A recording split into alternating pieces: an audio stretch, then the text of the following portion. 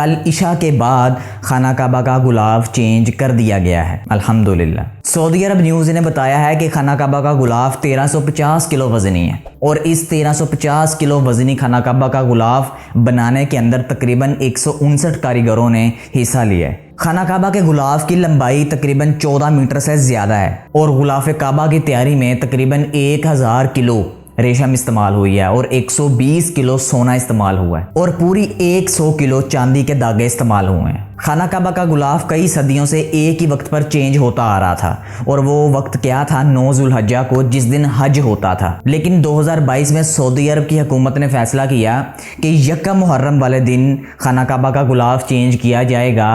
आइंदा से कभी भी हज वाले दिन गुलाफ काबा चेंज नहीं होगा। इसकी बज़ाहिर वजह तो यही देखने में आती है, क्योंकि सऊदी अरब हकाम ने वजह नहीं बताई, देखने में यही आती है कि नए इस्लामी साल का आगाज़ होता है और इस इस्लामी साल के मौके पर सऊदी अरब हुकूमत ने ये सोचा कि खाना काबा का गुलाफ अगर हम 9 ज़ुल्हज्जा को चेंज करने के बजाय यकम मुहर्रम को चेंज करें तो ये ज़्यादा बेहतर रहेगा। पहले जब 9 ज़ुल्हज्जा को खाना काबा का गुलाफ चेंज होता था तो उस वक़्त इशा के बाद तकरीबन 5 घंटे तक ये तकरीब जारी रहती थी। 5 घंटे लगते थे खाना काबा के गुलाफ को तब्दील करने में और इस मंज़र को पूरी दुनिया बराह रास्त लाइव देखती थी। रिसर्च करने से तो ये मालूम हुआ है कि खाना काबा के ऊपर पहली दफ़ा गुलाफ तब चढ़ाया गया था जब रसूलुल्लाह सल्लल्लाहु अलैहि वसल्लम ने फ़तह मक्का किया था।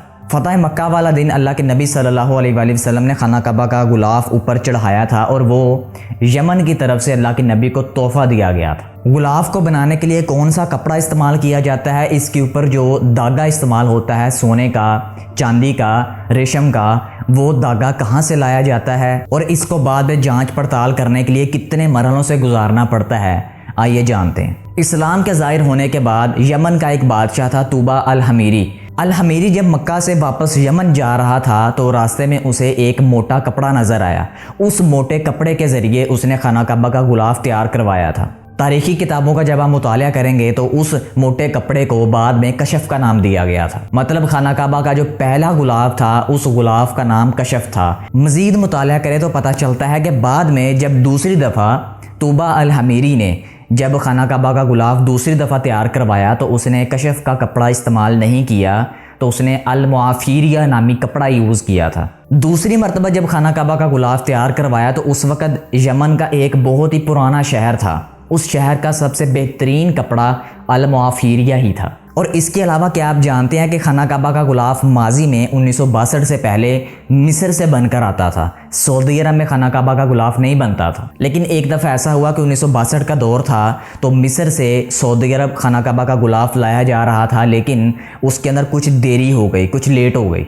बाद में शाह सऊद ने शाह फैसल को हुक्म दिया कि आप ऐसा करें कि खाना काबा के गुलाफ की तैयारी का कारखाना आप मक्का के अंदर लगवाएं, क्योंकि शुरू से यही चलता आ रहा था कि 9 ज़ुल्हज्जा का मतलब 9 ज़ुल्हज्जा को खाना काबा का गुलाफ हर हाल में चेंज करना है। इस कारखाने में तकरीबन 200 से ज़ायद वर्कर जो है काम करते हैं और ये वर्कर कोई आम वर्कर नहीं होते, इनमें इंजीनियर्स भी होते हैं, इनमें उलमा भी होते हैं, कुरान और दीन का और दुनिया का इल्म रखने वाले अच्छे खासे पढ़े लिखे होते हैं। इस कारखाने में सबसे पहला काम जो गुलाफ काबा की तैयारी के लिए किया जाता है वो पानी को पाक किया जाता है, क्योंकि गुलाफ काबा की तैयारी के लिए जो रेशम इस्तेमाल की जाती है उसको इसी पाक पानी से साफ़ किया जाता है, धोया जाता है। इस कारखाने में जो गुलाफ काबा की तैयारी के लिए जो रेशम का इस्तेमाल किया जाता है, इस रेशम के ऊपर जो कुरानी आयात लिखी जाती हैं वो कुरानी आयात चांदी और सुनहरी के दागों से लिखी जाती है। गुलाफ काबा की तैयारी के लिए रेशम इटली से लाई जाती है और चांदी जर्मनी से लाई जाती है। अच्छा, रेशम के दागों को पाक पानी से धोकर उनको डायरेक्ट इस्तेमाल करना नहीं शुरू कर दिया जाता। सबसे पहले एक धागे को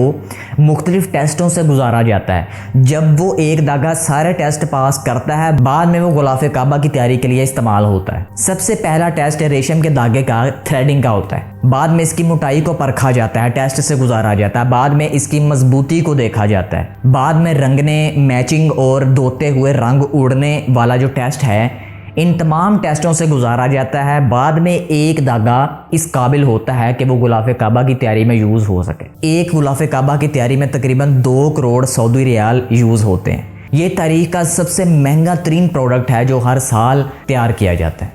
इन रेशम के दागों को सब्ज और काले रंगों में रंगा जाता है। बाद में इन दागों को मुख्तलिफ केमिकल्स से गुजारा जाता है। अब आप सोच रहे होंगे कि जो पुराना गुलाफ काबा है सऊदी अरब उसका क्या करता होगा, तो इसका जवाब ये है कि उस पुराने गुलाफ काबा के छोटे छोटे टुकड़े कर लिए जाते हैं। जब भी पूरी दुनिया का कोई भी लीडर जब सऊदी अरब का विजिट करता है तो वो बतौर हदिया, बतौर तोहफा उस लीडर को पेश करते हैं। तो ये थी मेरे हम अजीज दोस्तों कुछ इन्फॉर्मेशन गुलाफ काबा के मुतालिक। आपको कैसी लगी मैं ऐसे तो नहीं जान सकता, लेकिन अगर आप लाइक का बटन प्रेस कर देंगे मुझे पता चलेगा कि आपको वीडियो या इन्फॉर्मेशन पसंद आई। अपना ख्याल रखिएगा, दुआओं में याद रखिएगा और कमेंट सेक्शन में मुझे अपनी राय का इजहार ज़रूर दीजिएगा। अल्लाह हाफिज़।